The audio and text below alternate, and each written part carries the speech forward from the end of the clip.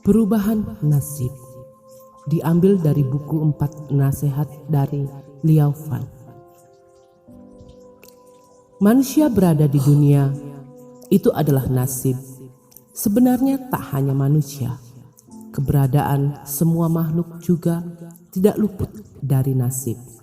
Karena nasib, maka dibatasi oleh kelahiran dan kematian, serta menghadapi berbagai situasi berbeda-beda.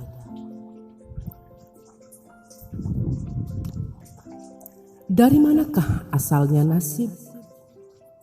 Hukum karma mengatakan dengan jelas, ingin mengetahui sebab di kelahiran di masa lampau, lihatlah yang didapatkan sekarang. Ingin mengetahui akibat di kelahiran mendatang, lihatlah yang diperbuat sekarang.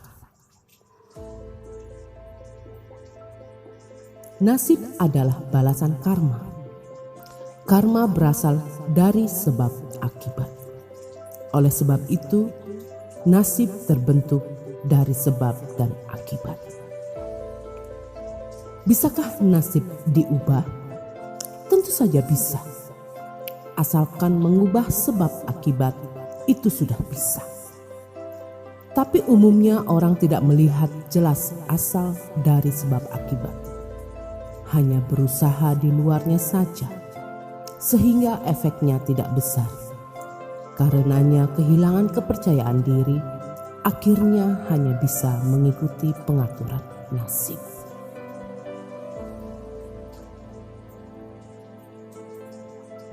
Bila kita analisa lebih teliti, bagaimanakah terbentuknya nasib itu?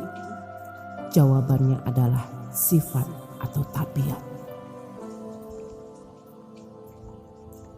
Lihatlah orang dari 2 keluarga berbeda, dengan pendidikan yang sama, tetapi nasibnya berbeda jauh. Apa sebabnya? Karena tabiat berbeda. Tabiat berbeda akan menampilkan kepribadian yang berbeda dan dirasakan berbeda pula oleh orang lain. Ada yang diterima dan dipercaya, ada yang ditolak dan dicurigai. Dengan begitu akan mempengaruhi posisinya di masyarakat, maka nasib yang berbeda pun terbentuklah. Lalu, dari mana asalnya tabiat itu? Jawabannya adalah kebiasaan. Bila kita memelihara sesuatu kebiasaan, lama-kelamaan akan menjadi sifat khas di dalam kehidupan, karena sifat khas ini berbeda dengan yang umum, maka disebut sebagai karakter, yaitu tabiat yang berbeda.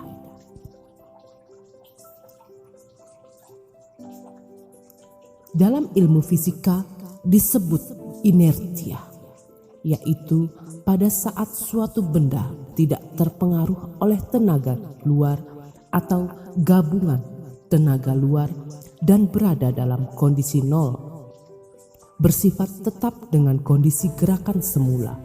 Dengan begitu, gerakan semua yang tetap tidak berubah, itu adalah kebiasaan. Contohnya, bila seseorang memiliki kebiasaan sombong, maka akan terus demikian. Ingin diubah pun sulit. Pepatah mengatakan, gunung dapat diubah, tabiat sulit diubah. Tabiat yang terbentuk dari kebiasaan sulit diubah. Dari mana pula asalnya kebiasaan itu? Jawabannya adalah perilaku. Kebiasaan tidak terbentuk begitu saja. Pasti karena perilaku yang sama akan dilakukan terus-menerus. Terus diperdalam dan diperkuat. Karenanya dikatakan, bongkahan es setinggi 3 kaki tidak terbentuk dari dingin sehari.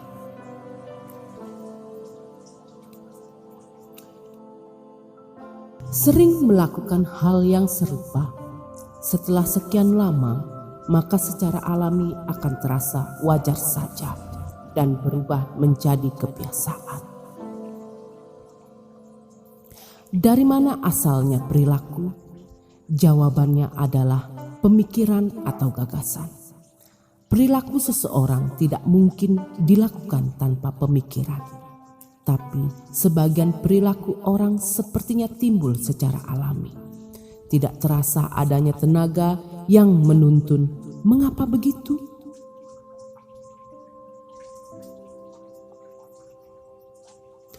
Sebenarnya pikiran manusia ada yang sadar dan ada yang di bawah sadar. Pikiran sadar yaitu pikiran atau ide yang baru terbentuk. Pikiran di bawah sadar yaitu pikiran yang sudah lama terpendam. Pikiran yang terpendam lama ini berubah menjadi kesadaran tetap. Kesadaran tetap inilah yang menuntun perilaku dan sendiri merasa sebagai hal biasa, maka sulit untuk disadari. Bagaimana pula terbentuknya pemikiran itu? Jawabannya adalah niat pikiran. Pemikiran memiliki pola dan sistem sendiri, lalu menciptakan suatu penilaian betul salah, baik jahat, indah buruk. Terbentuknya sistem pemikiran ini juga bukanlah kebetulan. Pasti terbentuk dari niat pikiran berbeda-beda yang saling bertaut. Niat pikiran yang timbulnya banyak dan lama, serta selalu berputar-putar dalam satu permasalahan akan menjadi pola pikir. Bila tidak menggerakkan niat pikiran, isi hati menjadi kosong. Bagaimana bisa ada pemikiran? Bila niat pikiran baik, maka isi hati pun baik. Niat pikiran buruk, maka isi hati pun buruk. Menurut penjelasan di atas, diperoleh kesimpulan sebagai berikut. Dari niat pikiran berubah menjadi pemikiran. Pemikiran berubah menjadi perilaku. Perilaku berubah menjadi kebiasaan. Kebiasaan berubah menjadi tabiat. Tabiat membentuk takdir.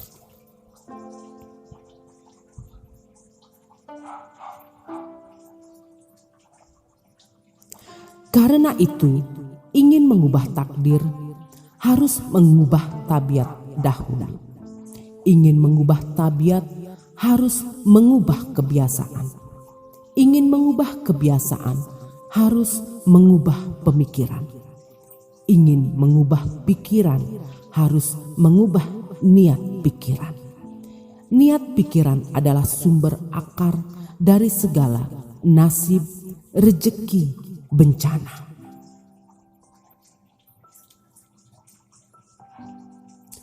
Niat pikiran adalah di setiap hati ketika ini ingin memiliki rejeki. Maka setiap saat simpanlah hati yang bersyukur, berterima kasih dan menguntungkan orang lain. Maka rejeki datang dari hati. Rezeki dan bencana tidak datang sendiri, melainkan manusia yang mencarinya sendiri. Dengan terkumpulnya berbagai macam kebajikan indah, sifat baik secara alami akan timbul, nasib pun berubah baik. Dari niat pikiran sampai nasib, ini adalah prinsip dari reaksi sebab akibat. Bila ingin melampaui kehidupan dan mengakhiri kematian, masih harus ditelusuri lagi ke atas niat pikiran asalnya dari mana. Niat pikiran timbul oleh keadaan hati. Keadaan ini dibagi menjadi 6, yaitu warna, suara, bau, rasa, sentuhan, dan pikiran. Bila hati tidak mengikuti perubahan keadaan, maka saat itu tidak timbul niat pikiran dan tiada kemelekatan. Tidak timbul niat pikiran dan kemelekatan adalah roman asli atau watak sejati, serta penggunaan di saat yang tepat.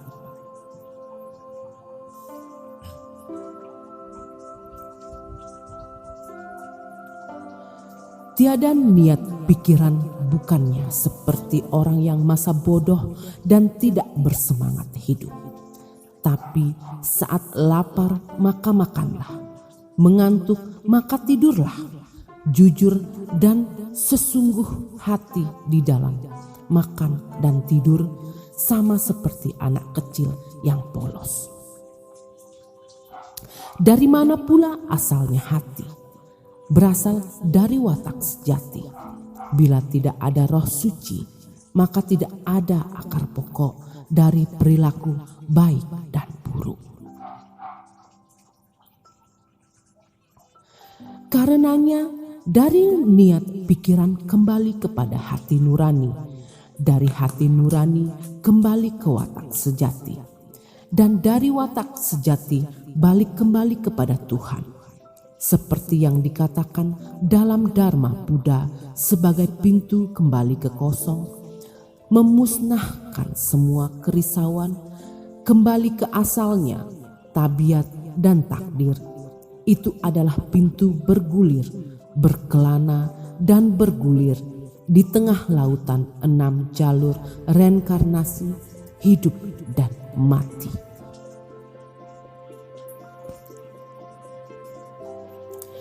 Pintu kembali ke kosong adalah melawan arus. Pintu bergulir adalah mengikuti arus. Melawan arus kembali ke sumber asal. Mengikuti arus akan menciptakan semuanya.